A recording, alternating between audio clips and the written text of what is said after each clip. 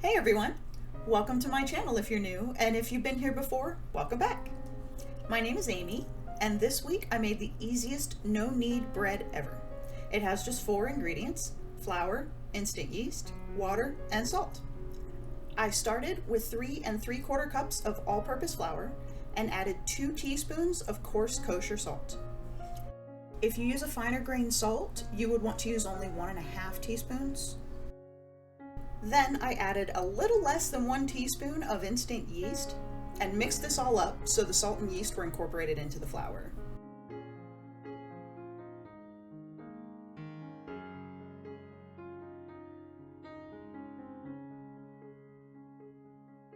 Then I added 1.5 cups of warm water, which I normally temp to about 108 Fahrenheit, since if the water is too hot, you can kill the yeast.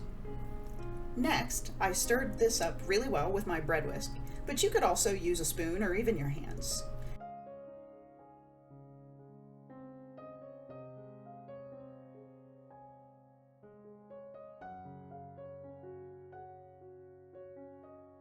You can see here I did finish mixing this by hand to make sure I didn't have any dry ingredients left in the bottom of the bowl.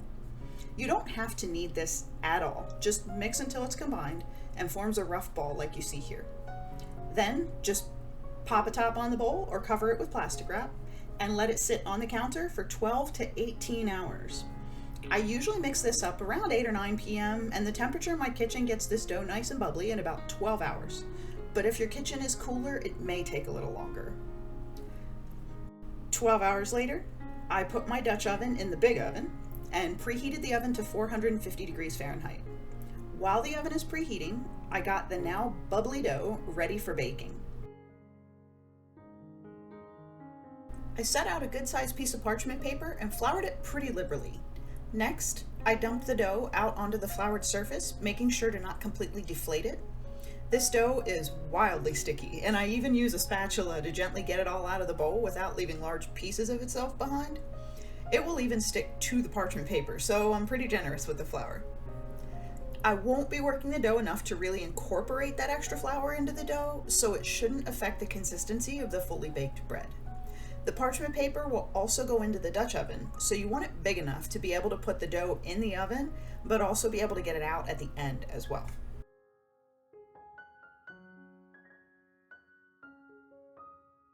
I wetted my hand with water to keep the dough from sticking to my fingers too much, and gently shaped the dough into a ball, flipping it over so the seam side was at the bottom.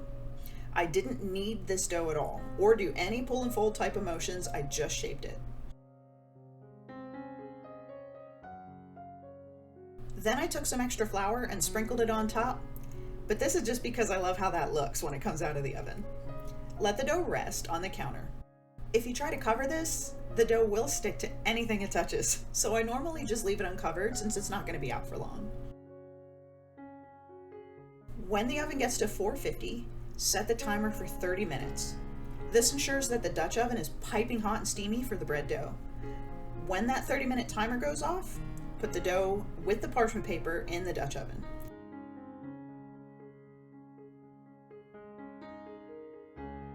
Be careful not to burn your hands. That Dutch oven will be piping hot.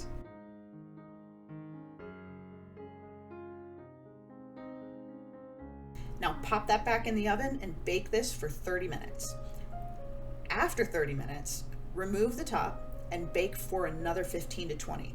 I time mine for 18 minutes and it always comes out perfect. When that last timer goes off, you'll pull the Dutch oven out and pull the bread out of the Dutch oven right away so it doesn't continue to cook. Place the bread on a rack to cool completely before cutting into it. And there we have it. Oven baked bread with no kneading, no folding, no fuss at all. I also cover this with a clean kitchen towel for about 15 minutes as well. The steam keeps the crust nice and soft and very crispy. The crumb for this bread is so soft, but the bread is also nice and crusty, so it holds up really well to dipping without falling apart. We of course made grilled cheese sandwiches with it because why not? I also have a big garden update this week. As you can see, the potato buckets are going absolutely crazy. I'm hoping we get a good number of potatoes in these, although I do have to tell you that small little harvest from last week did indeed make an amazing breakfast. You can see the gold potatoes here starting to come up, which is really exciting. Sadly, the peas, snow peas, and green beans are pretty much gone, but I'm pretty sure I planted these in the wrong season or maybe at the wrong time. I'm going to try this again in the fall since I think I overwatered these and also that they're just getting too hot. I'm a brand new gardener, and all my plants are teaching me valuable lessons in how to solve problems, how each plant likes to be handled, planted, replanted, watered or not, what type of soil and sun. It's so much to learn. It does get overwhelming sometimes, but I am choosing to see this as an adventure. The grapevine is looking much better, and I even got to put my first little clip to start training it along the back fence. The carrots are growing bigger and bigger every week. They are so bright green and vibrant.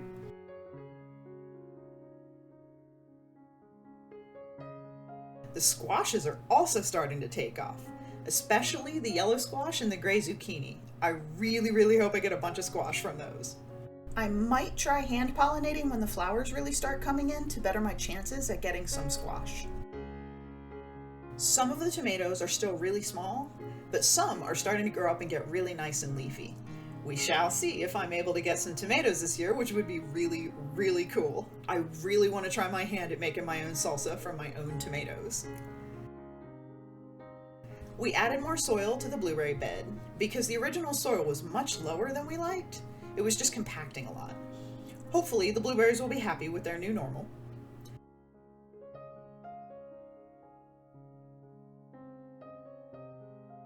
I will be moving the citronella into this big rectangular planter so it will have more space to thrive. Now, the sadness part. The pepper seedlings I started just aren't growing, so we made the decision to buy some and give ourselves a chance to get a pepper harvest. I will try again next year to get my own peppers started from seed, but these just aren't happy. I got 12 pepper plants, some sweet, some hot, and I planted them where the stunted seedlings were. I pulled the little ones, fluffed up the soil, as well as adding a little soil amendment to make sure the new peppers had enough nutrients. And I only found one grub, so that is definitely an improvement.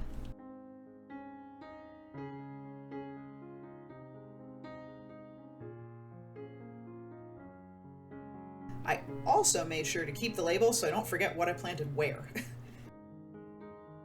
I gently broke up the soil from the nursery that the pepper plant came with, so the roots had an easier time branching out in the bed.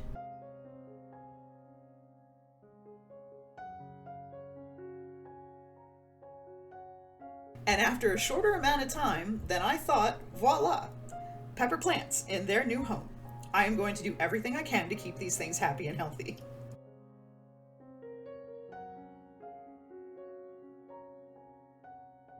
As you can see, the watermelon has some weird crazy fungus growing on it. We gently removed that craziness so it didn't hurt the plant, and it seems better and less stressed. We also got some mulch, and we're adding that to the beds. Since we're in Arizona and approaching the really hot summer months, I want to help my garden beds retain as much moisture as I can, as well as help keep them cooler. Since we spread this mulch, the moisture in the beds is much more even and the soil definitely doesn't get as warm, so that is a good thing.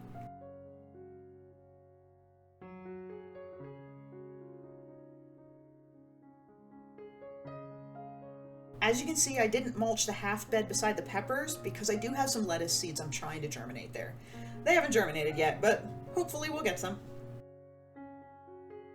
All in all, I am really happy with how this garden is turning out so far, especially since this is only my second time trying to grow anything and my first spring garden ever. I also made some fantastic quesadilla sauce this week. It is a Taco Bell copycat recipe, and I'll link it in the description. It's just a handful of really simple ingredients and spices, and I'm making a double recipe. I started with 1 cup of sour cream, as well as 1 cup of mayo. It was just easier to double this since it uses up an entire container of sour cream that way, and it doesn't last long enough to go bad. It should stay good for as long as the sour cream stays, so about a week or 2 in the fridge. We normally have a double batch of this gone in a few days.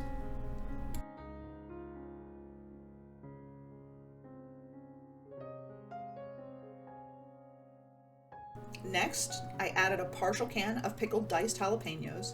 Because the sour cream helps to lessen the heat, I was pretty generous with the jalapenos and used most of the can, as well as pouring in the juice. If you like more spice, you could probably just dump the whole can in and it would still be awesome.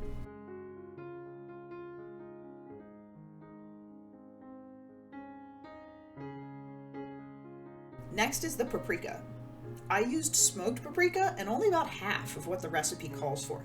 I found that the full amount was just too much paprika and tended to overpower the other flavors in the sauce. So I only added 2 teaspoons for this double batch, which is what the recipe calls for in a single batch. I then added 2 teaspoons each of garlic powder, onion powder, and cumin. The cumin is also half of what the recipe calls for, again because the flavor just tends to overpower everything else.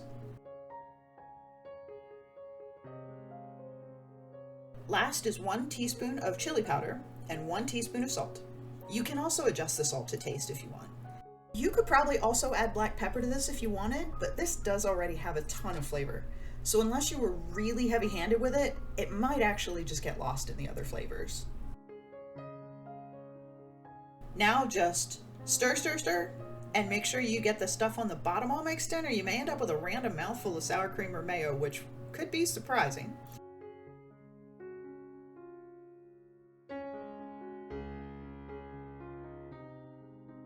This sauce is thick and creamy and packs a punch of flavor. Even with a good amount of jalapenos and juice in it, the spice level is relatively mild. It is great in quesadillas, tacos, burritos, bowls, anything. My husband likes to eat a spoonful all by itself, just because he can. We did make some random burritos with some of this batch. Cheese, rice, some refried beans made from black beans instead of pinto beans, taco seasoned ground beef, and corn. We just added everything into a larger tortilla, like burrito size, and topped it with that amazing sauce. Here is my husband, just throwing everything together in a big tortilla that we warmed on a flat pan. Warming the tortilla before filling it makes it easier to fold and roll up if you're using store-bought stuff, because they can tear and break pretty easily right out of the package. Warming it makes the tortilla softer and more pliable, so you can get a nicely rolled up burrito without a bunch of holes and ribs. We just love burritos, so we make these random burritos, as we call them, whenever we have bits of leftover stuff, like rice, beans, sometimes chicken, or even fish. It uses up smaller amounts of leftovers that would not make a full meal by themselves.